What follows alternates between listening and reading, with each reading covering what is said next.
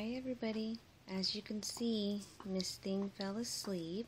I'm rocking her with my swollen feet. But she is wearing purple. She's wearing an unmatching beanie, but she is wearing purple.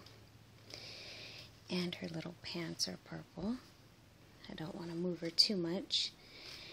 I didn't find too much purple for the babies, but Miss Thing over there, she's wearing purple too. It says, "I love being a princess." Chongi outgrew it, so she's wearing it now, and they're just playing. I unfortunately couldn't find one for her. And little man right there, he's just watching everybody. Doesn't he look so cute? And look at his little feet. His little smushy feet. He's just the cutest little thing.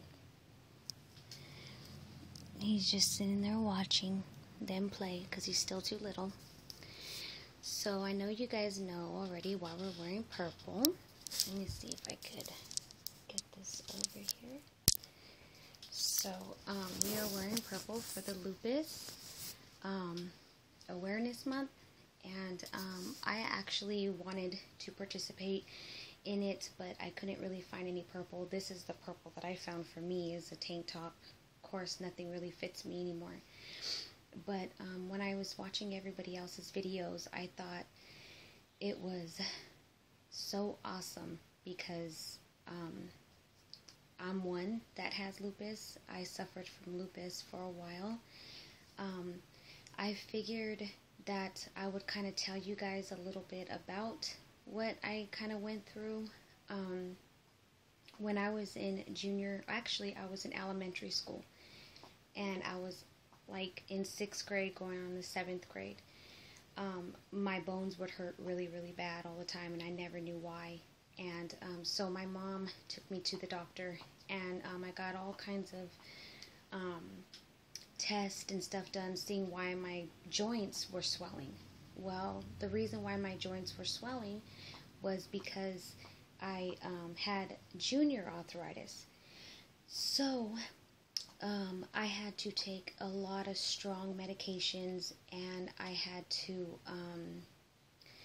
it was just a whole new life for me. It was the pain, and then I had to learn how to give myself my shots, and I had to take a medication that literally I had to take 8 pills in one time, because it was just my medication. They were giving me steroids, all kinds of stuff.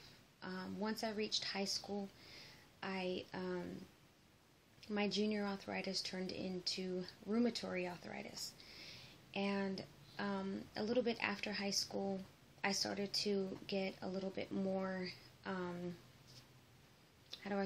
I started to get a little bit more symptoms, things that I've never experienced before, and then I was diagnosed with lupus, and I lost my left kidney. My kidney is completely gone. It does not work, and it was giving me a lot more damage than good. So I have a really bad kidney, and that's what it destroyed. I had to go through, I know if you guys see my other videos, I had to go through what it's called a molar pregnancy, which I was thinking I was pregnant. At 5 months pregnant, I started bleeding a lot, and I got rushed to the hospital. I thought I was having a miscarriage, and it turned out to being a molar pregnancy, which it was not a baby growing inside me. The whole time it was just this big giant tumor, pretty much, that was growing inside me, and it was cancerous. So I had to get 2 surgeries because it kept growing back. I literally bled for about 7 months straight, and I had to go through chemotherapy. I was told I could never have kids again. That was after my first son, and I just kind of went through that, and it was a disaster. It was horrible. And if a lot of you guys don't know about it, any woman can get it. It's just when, I know if you young ones, I wouldn't want to really watch this, I guess, because I'm going to explain to you guys kind of how you get it. Or if you guys are interested, just let me know and I'll let you guys know, because I know there's a lot of young subscribers. I didn't want to make this video too long. So, I also have a disease. I don't even know what it's called. My husband knows what it's called, but you guys will probably start noticing it. It's a disease that makes your mouth completely dried out, and it makes your eyes completely dried out. And I can't tear up as much, and my mouth is always dry. So the doctor tells me to suck on something all the time, or chew on gum or something.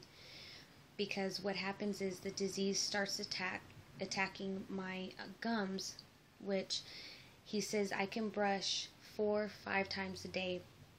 It doesn't matter because my teeth are going to rot out anyway. And it was really devastating to me because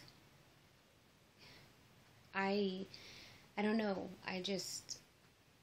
I'm really picky about the way I am and stuff like that. And seeing my teeth get as bad as they are, and me always having problems now, it sucks. I mean, there's more medication on top of my lupus medication and on top of my arthritis medication for this, and I literally can't take anything until the baby's born. Due to my symptoms, I've almost lost a lot of my children. My daughter, she was supposedly a molar pregnancy when I was pregnant with her because they thought I couldn't get pregnant.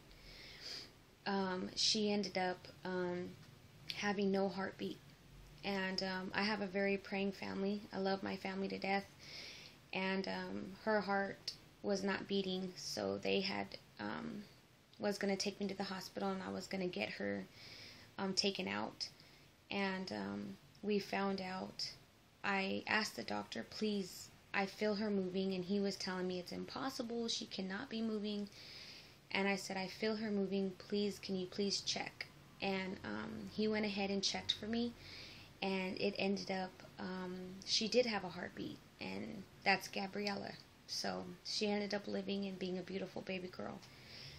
However, my youngest son, Manuel, I was taking chemotherapy while he was in my stomach, and it was because they thought it was a molar pregnancy again, and he didn't really test me very well. He just said it was a molar, checked it off, and I started taking chemotherapy right away. He scheduled me for surgery, and I told my mom, I don't feel like it's a molar, it's something else. Me and my husband were devastated. We didn't know what it was. As soon as I got checked, it came to find out that I was pregnant with twins. And because of all the chemotherapy and all the medication I was taking, one of the twins did not live. He ended up passing away. And my Manuel came out great. He actually, I wanted to name his brother Isaiah. So he's named after his brother. He's Manuel Isaiah. And so it's been really hard. And it's not, I know a lot of people look at me and say, gosh, you could have just a bunch of kids and blah, blah, blah, blah, and stuff like that. My family has always been there for me. But, of course, they're not in my shoes. My friends have always been there for me. But, of course, they're not in my shoes. And also, my husband's always been there for me. But he's not in my shoes.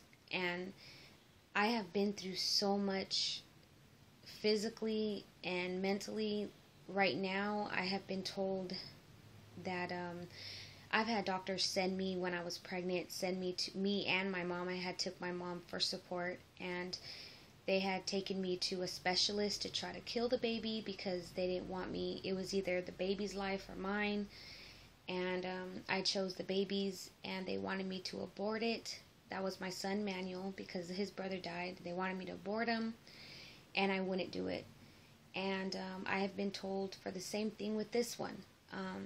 It's either the baby's life or mine. That I'm a high-risk pregnancy. I've had molars. I can't take my medication right now. my arthritis acts up so bad, and my lupus starts to act up, and I have to, the way I tried to keep my mouth from getting completely bad, because it just rots your teeth out for no reason, and it just messes your eyesight up. So I cannot see in the dark.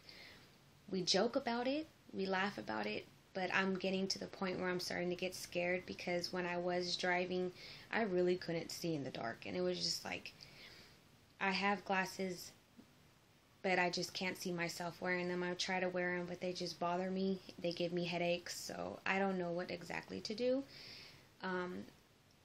So it's been really hard. And so lupus is not the only thing I was suffering with, but it has been very, very hard for me, and a lot of my family see me like this. Not really like this, because I look horrible, but a lot of my family see me happy going. Sometimes I'm sick where I can't get out of bed, but a lot of my family see me where I'm okay, but deep down inside I'm not okay. It's just really hard. There's just times where it's just so hard for me that I don't know how, I just don't know what to do. I really don't have friends. I do have friends that I speak to and talk to, but as in hanging out and stuff like that, or stuff like that, I really don't have. I have kids, and